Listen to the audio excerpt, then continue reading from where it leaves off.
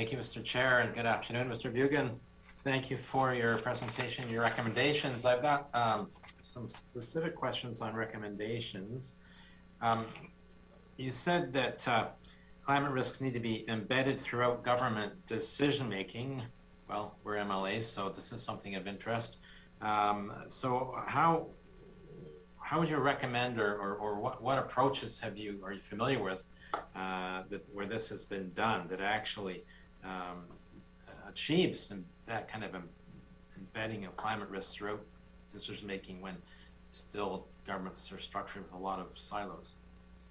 Yeah, great question. A few things to add here. So we put a short piece recently that I didn't allude to on whole of government thinking when it comes to net zero and it thinks to climate risks.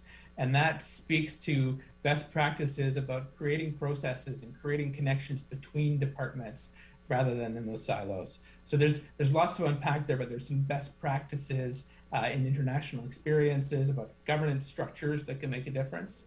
I will send that paper to the clerk as well for you to look at it in more detail and follow up if you'd like. The other thing I will add is this idea of climate lenses, that whether it is treasury boards or financial decision-making parts of government have an explicit mandate to think about those costs and benefits in a broader sense, and that too often government decisions are based on pretty narrow definitions of cost and very narrow definitions of benefits, and forcing those decisions and those cost-benefit analysis to explicitly think about climate risks, even though those economists tend not to have a deep understanding of climate scenarios, or to think about competitiveness changes in the face of uncertainty and those international shifts is one way to start to embed those different sets of risks and opportunities in that decision as well. Part of that is moving beyond very narrow cost and benefit, but thinking about scenario analysis explicitly, thinking about how decisions hold up, not under one specific set of circumstances and assumptions, but under a full range of them, and testing decisions across different climate threats and different climate scenarios, but also different global scenarios as well. So you can see the connection to both of those pieces of work that I presented. Thank you. Similarly, and we've already heard this earlier, that there's a lot of information out there that is not available in this province. You're saying it's important to make and require information to be transparent to support better decision-making and to mobilize private capital. So again, are there institutional mechanisms that you've seen which would ensure that relevant information is readily available? So a few different examples to draw on. There's lots, but a couple specifics. The flood mapping really does come up again and again and again as a really essential way to manage infrastructure risk. So kudos to New Brunswick for moving ahead on that front. There are other risks that we can start to provide information as well, whether it is mapping heat risk or whether it is mapping extreme weather, providing information and advanced warning about weather systems. The federal government is starting to collate and collect climate data to allow private sector actors and other governments to start to do some of that scenario analysis as well. So that central repository of easily available climate scenario information is another thing that can be useful, especially when provincial governments such as New Brunswick can provide that context-specific and detailed resolution where it's possible. Thanks. With respect to your safe bets graph and wildcards, you have something here, maybe you could explain. It's RNG first generation under safe bets for 2030 and RNG second generation as a wild card for 2050. What's this referring to? RNG is renewable natural gas. So it is a replacement for methane in natural gas. So you can use it in natural gas distribution systems to heat homes, natural gas furnaces. But rather than methane mined geologically, is methane produced from manure waste or from woody waste or from even landfills in some cases. So first generation is existing sources of that. It's mostly kind of farm oriented.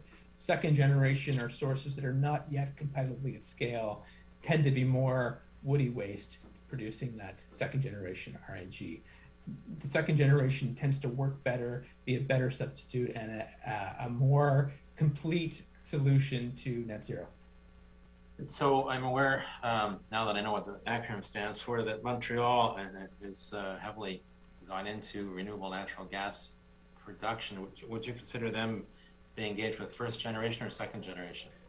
I don't know the specifics, so I'll beg ignorance on it. Okay, all right, that's fine. With regard to the electricity systems, you say Energy Institution and regulation is not aligned with net zero. Can you elaborate on that a little bit and what alignment might look like? Yes, so I'm trying not to get too ahead of where my research has gone so far in terms of public stuff, but I'll give a little elaboration at least. Utilities spend lots of time planning for reliability and for low cost, and the regulators of utilities really have created that mandate, that that's the objective to deliver those things. That planning process becomes harder in the face of uncertain net zero transitions, where future policy is not yet clear, where future policy is not yet defined. And as a result, sometimes utilities are planning for not net zero futures. They're planning for futures where policy, in fact, does not follow the trajectories that I've talked about to walk those net zero pathways. And that in itself can create inertia, making it harder to walk those pathways. British Columbia is an example here, where the utilities, BC Hydro, is explicitly planning for worlds that are not consistent with net zero pathways. So that's a challenge in governance of electricity systems across lots of provinces and within lots of provinces. Okay, thank you for that. The other question was around refineries. So what do you see?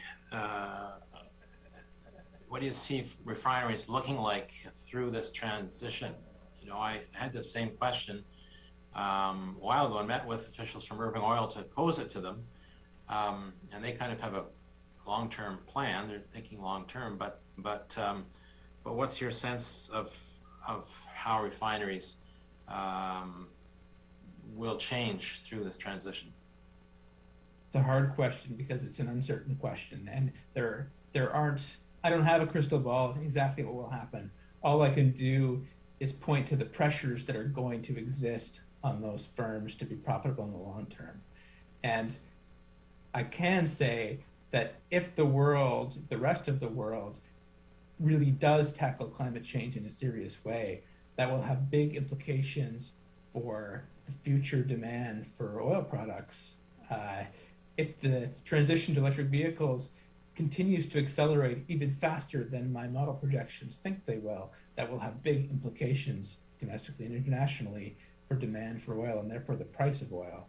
So there are, I can't say for sure exactly what those things are going to be, but I can say that if those futures come to pass, that will put serious pressure on the profitability of facilities such as the Irving refinery.